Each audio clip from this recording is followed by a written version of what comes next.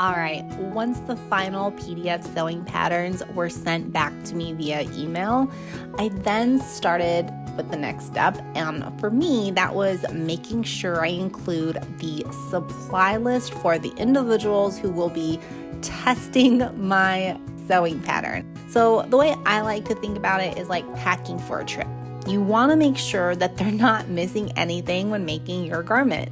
So I like to start with fabric types. What works best? Is this pattern calling for cotton, linen, maybe knit? You'll want to include yardage, so let them know how much they need for the different sizes. You'll want to include if they need lining or interfacing. And don't forget those notions, things like zippers, buttons, elastic, needles, anything basically they'll need to complete the look.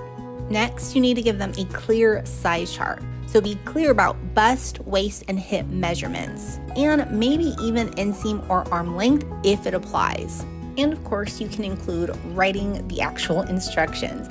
This is where you guide them step by step through the sewing process. So you can consider using simple, clear language, avoid jargon unless you explain it, break it down step by step, don't assume they already know, add photos or diagrams, especially for tricky steps, and you can take these while you're sewing your own sample. And if you're comfortable on camera, a quick video walkthrough, even for just the tough parts, can be a game changer. You can also include guidance or a walkthrough that shows them how to print, cut, and tape the pages to your pattern. You can explain to them how they can cut the correct size from the pattern, maybe even store their pattern pieces, and of course, how they're gonna sew it all together. Okay, so once you have a clear set of instructions and all the supplies people are gonna need, the next step is to get those pattern testers. And first, I wanna share with you my personal experience on why this is so important and helpful for the launch of your product.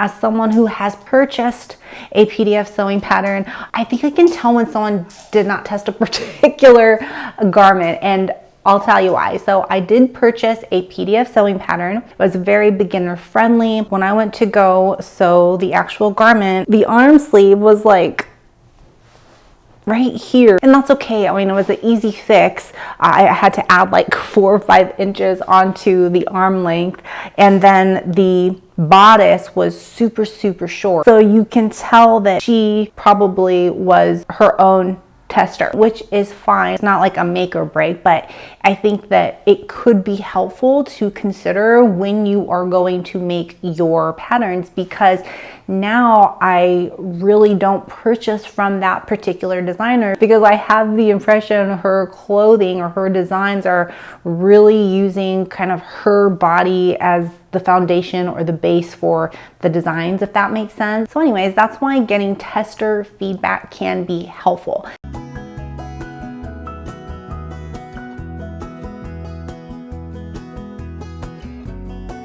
I found my testers pretty much for free in a sewing community on Facebook, and basically I just sent out a post, showed them a full picture of my dress. I showed them also the flat, and I said, hey, who wants to be a pattern tester for this pattern? And I had actually an overwhelming amount of individuals who wanted this particular pattern, who were given the directions to sew it. Didn't end up paying them because in exchange they got a free pattern, and then they also got an updated, improved pattern in different file sizes. So there are a few requests that I placed for my testers, and one of them I wanted to know things like their height, weight if they felt comfortable with it, bust measurements, waist measurements, hip measurements, because I didn't want the majority of people who purchased a particular pattern having the same issue, as in, oh, the arm sleeves are too short or the bodice is way too high. I wanted to eliminate any common problems that could potentially exist as much as possible. I also sent a written request for permission to use their photos or videos if they consented for my marketing purposes.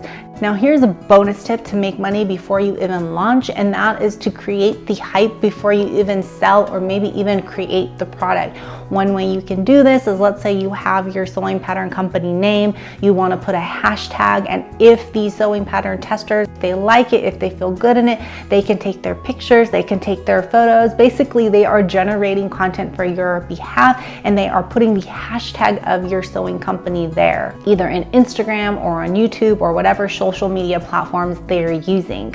Because trust me, it is so much better to have buyers before you even create that product or before you move forward with building your website and investing more money into your sewing pattern business. And here's another bonus tip, and that is success leaves clues. When it comes to writing the instructions for your patterns, look at the patterns that are already selling. Look at the back of the envelope to see all the information they're providing. Look at the instructions within the pattern itself, and don't, necessarily copy it, but just see what's working and then completely transform it and then improve it, make it your own. Kind of like how Poppy soda took something very familiar like regular sugary soda and they turned it into a brand new vibe.